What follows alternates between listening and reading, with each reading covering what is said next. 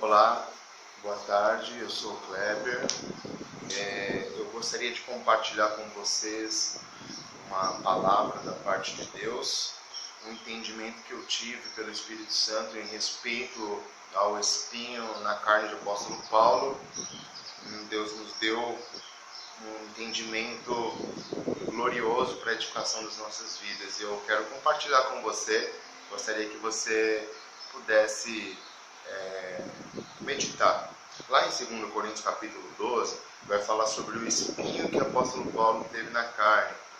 E se você entender o texto, o contexto, o antitexto, o apóstolo Paulo ele está se defendendo, na verdade, ele está defendendo o apostolado dele e ele está mandando essa carta aos Coríntios, à igreja de Corinto, no objetivo de defender o apostolado dele, porque ele sentiu que o apostolado dele estava ameaçado. No capítulo 11, você vai ver que surgem falsos apóstolos, né? E ele começa então agora a tirar da manga todos os seus argumentos para poder proteger e defender o seu apostolado. Eu consegui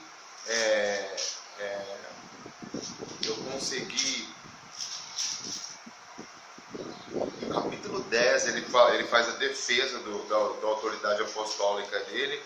No capítulo 11 ele continua a defesa, né? E aí ele começa a falar sobre o que ele passou, sobre patrícios, sobre apedrejamentos.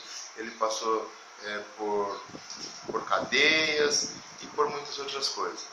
Aí então no capítulo 12 ele saca a carta das cartas, ele saca a sua chave mestra para poder defender o seu apostolado. E me chamou muita atenção essa passagem no quesito da humildade e da soberba.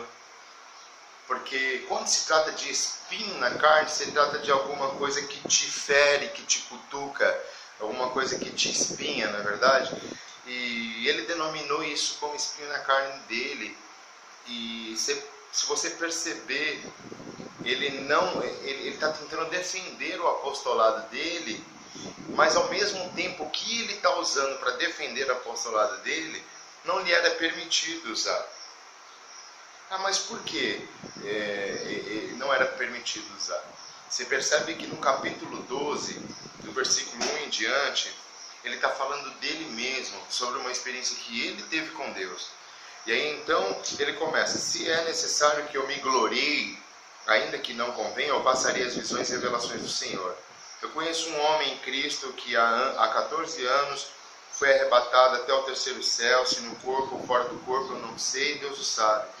E sei que o tal homem, se no corpo ou fora do corpo eu não sei, Deus o sabe, foi arrebatado ao paraíso, ouviu palavras inefáveis, as quais não é lícito ao homem referir. Tal coisa me gloriarei, não porém de mim mesmo, salvo nas minhas fraquezas. Pois se eu vier a gloriar-me, não serei nécio, porque direi a verdade, mas abstenho-me para que ninguém se preocupe comigo mais do que em mim vê ou de mim ouve. E para que não me ensoberbecesse com a grandeza das revelações, foi-me posto um espinho na carne, mensageiro de Satanás para me esbofetear, a fim de que eu não me exaltasse. Por causa disso, 3 vezes pedi ao Senhor que o afastasse de mim. Então ele me disse: a minha graça te basta, porque o poder se aperfeiçoa na fraqueza. De boa vontade, pois, mais me gloriarei nas fraquezas, para que sobre mim repouse o poder de Cristo. Pelo que sinto prazer nas fraquezas, nas injúrias, nas necessidades, nas perseguições, nas angústias, por amor de Cristo. Porque quando sou fraco, então eu sou forte. Percebe que ele começou a contar esse acontecimento com ele com um arrependimento já. Ele diz assim: eu conheço um homem que há 14 anos, se foi no corpo, se foi fora do corpo, eu não sei. Eu sei que esse homem ele foi arrebatado, ele foi até o terceiro céu, ele ouviu palavras inefáveis, a qual não é lícito o homem nenhum ouvir. Amados, nós estamos tratando de terceiro céu. primeiro céu que nós vemos, segundo céu onde existe as potestades e principados, que está escrito em Efésios capítulo 6, e o terceiro céu, o trono de Deus. Quem foi arrebatado e voltou para essa terra? Na Bíblia que eu conheço, ninguém. Quem foi arrebatado foi Elias e Enoque, mas eles não retornaram para essa terra. Então, apóstolo Paulo, ele teve o privilégio de ser arrebatado, mas só que Deus permitiu com que ele voltasse com essa experiência. Agora imagina você aí subindo ao terceiro céu, e você tendo a permissão de voltar para cá, e Deus falando para você assim, ó, meu amado, ou minha amada, essa experiência ela é peculiar, ela é particular para você, ela é sua essa experiência. Porém, não conte a ninguém. Ah, mas por que, Senhor, que eu não vou contar para ninguém? Por que eu não posso contar para ninguém? Para que não pense de você aquilo que você não é. Isso acontece muitas vezes conosco, quando nós queremos contar experiências que não é permitido contar, são experiências nossas. E a gente conta e acaba sendo visto pelas pessoas como pessoas que nós não somos. As pessoas passam a achar que você é um anjo. Aqueles que não têm entendimento da palavra passam até indo pedir orações somente para você, porque você talvez tenha uma revelação, você teve uma experiência, você foi arrebatado, você é o espiritual, falta só uma áurea em você. As pessoas começam a nos enxergar de uma forma que nós não somos aqui. Então tem experiências que, se não for permitidas contar por Deus, devemos tomar cuidado, para que as pessoas não pensem de nós aquilo que nós não somos.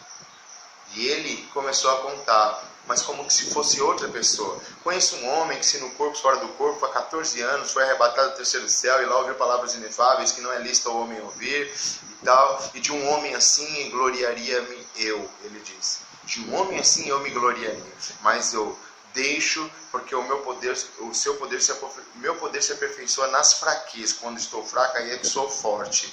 E ele ainda fala no versículo 6, eu abstenho-me. Ele falou, se eu quiser me gloriar, eu não estarei dizendo a mentira, eu estarei dizendo a verdade. Mas eu deixo isso de lado, para que ninguém cuide de mim ou pense de mim mais do que em mim vê ou em mim ouve. Ou seja, o apóstolo Paulo falou assim, se eu quiser falar para vocês, Coríntios, que eu que fui ao terceiro céu, que eu que ouvi essas palavras inefáveis, e eu tive essa experiência com Deus, eu não vou estar mentindo. Eu estarei falando a verdade, mas eu deixo isso, para que vocês não pensem de mim aquilo que eu não sou. Vocês vão achar que eu sou um ser sobrenatural, e eu não sou. Eu sou simplesmente um ser humano cheio do Espírito de Deus. Sou simplesmente um ser humano doido para morar no céu, louco para viver com Deus, louco para trazer o reino de Deus aqui para a terra. Somente isso e nada mais. Sou pecador, sou falho, também me ensoberbeço. Soberba significa sobraceria, ou seja, sobra. A soberba é aquilo que está sobrando, aquilo que está indo além em relação a outra pessoa. Soberba é orgulho, é jactância. Soberba é você se sentir melhor do que as pessoas em alguma coisa. Ou seja, está em excesso aquele sentimento. Está em excesso o seu pensamento em relação àquela outra pessoa. Em relação a você com aquela outra pessoa. Isso é soberba. E gloriar-se se torna a mesma coisa. Porque está escrito que na Bíblia, não glorice o forte na sua força, nem o rico nas suas riquezas. Aquele que gloriar, glorie-se nisto, em saber que o Senhor é Deus. E essa experiência que Paulo teve era para se gloriar. Era para se ensoberbecer, porque ninguém mais teve essa experiência. Mas como ele estava se sentindo ameaçado com a igreja de Corinto em relação aos outros apóstolos, ele falou, agora eu vou sacar da manga a experiência que eu não posso sacar. E vou falar como se fosse outra pessoa. E ele começou a contar a experiência. No versículo de número 11 do capítulo 12, você percebe que ele se arrepende de ter contado essa experiência. Ele diz assim, tenho-me tornado insensato, a isto me constrangeste. Eu deveria ter sido louvado por vós, porquanto em nada fui inferior a esses tais apóstolos, ainda que nada sou. Ou seja, ele se arrependeu de ter contado essa experiência do arrebatamento ao terceiro céu. Aí ele fala, um mensageiro de Satanás a fim de me esbofetear, acerca por qual 3 vezes orei para que afastasse de mim. Imagina você agora, com essa experiência, ter ido ao céu, voltando à terra, e depois alguém usado por Satanás, sabendo da experiência, ou até o próprio Satanás, falando na sua mente, ou usando alguém dizendo assim, fala fulano, fala apóstolo Paulo, foi você que teve esse arrebatamento, para que as pessoas te idolatrem, para que as pessoas pensem, percam o foco, fala, você não está mentindo, você está dizendo a verdade, você não vai estar mentindo. Fala a verdade, vai lá, diga que foi você que foi arrebatado do terceiro céu. Ele falou, não, eu deixo. Se eu quiser dizer que fui eu, não estarei mentindo. Mas eu deixo isso de lado para que ninguém pense de mim o que eu não sou. Esse é o X da questão, amados. Saber lidar com a soberba, com a presunção, com a jactância. O apóstolo Paulo, ele soube lidar.